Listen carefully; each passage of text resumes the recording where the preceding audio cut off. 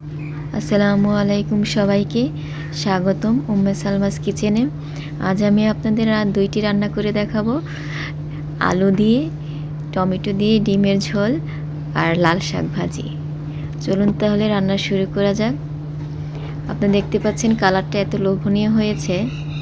প্রথমে আমি পেঁয়াজ কুচি দিয়ে এর মধ্যে হলুদের গুঁড়ো, মরিচের গুঁড়ো, লবণ, অল্প একটু আদা রসুন দিয়ে কষিয়ে নিয়েছি। তারপর এতে আমি কেটে রাখা আলুগুলো দিয়ে দিব। নতুন আলুর ঝোল খেতে খুবই ভালো লাগে। এর সাথে যদি হয় টাটকা শীতকালীন টমেটো, তাহলে তার কথাই নেই। এখন আলুগুলো প্রায় কষিয়ে এসেছে। তারপর আমি পরিমাণ মতো টমেটো কুচি করে দিয়ে দেব। টমেটোটা 1 মিনিট কষিয়ে নেব ভালো করে নেড়েচেড়ে। তারপর এর মধ্যে আমি পরিমাণ মতো পানি দিয়ে দিব। পানি দেওয়ার কিছুক্ষণ পর ভেজে রাখা ডিমগুলো দিয়ে দেব। ডিমগুলো দিয়ে ঢেকে রান্না করব। ধনেপাতা কাঁচামরিচ দিয়ে নামিয়ে ফেললাম। হয়ে গেল আমার নতুন আলু দিয়ে ডিমের ঝোল। এখন আমি লাল শাক ভাজি করব। আমাদের ক্ষেতের লাল শাক, একদম ফ্রেশ লাল শাকগুলোকে ভালো করে ধুয়ে কেটে নেব।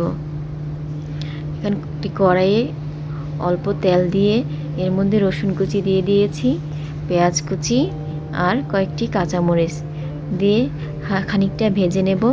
তারপর এর মধ্যে অল্প একটু হলুদের গুঁড়ো দিয়ে দিব। এটা আপনারা ইচ্ছা মতো দিতে পারেন।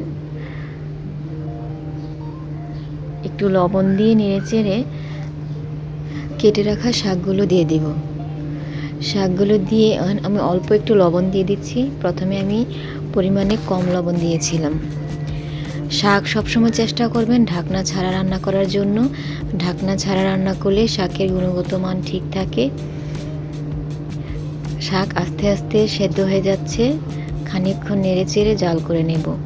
শাক থেকে প্রচুর পানি উঠেছে। পানিগুলো অল্প শুকিয়ে নেব। পানিগুলো শুকিয়ে এলে এতে আমি ধনেপাতা কাঁচামরিচ কুচি দিয়ে দেব। লাল শাক খুবই পুষ্টিকর একটি শাক। যারা রক্তশূন্যতায় ভোগেন তারা অবশ্যই নিয়মিত এই শীতের কালে লাল শাকটা খাওয়ার চেষ্টা করবেন। এই শীতের দুপুরে যদি গরম ভাতের সাথে লাল শাক থাকে তাহলে তার কোনো কথাই নেই। আমার ভিডিও যদি আপনাদের ভালো লেগে থাকে তাহলে অবশ্যই একটি লাইক দিবেন, শেয়ার করে রাখবেন আর আমার চ্যানেলে সাবস্ক্রাইব করতে ভুলবেন না। আল্লাহ হাফেজ।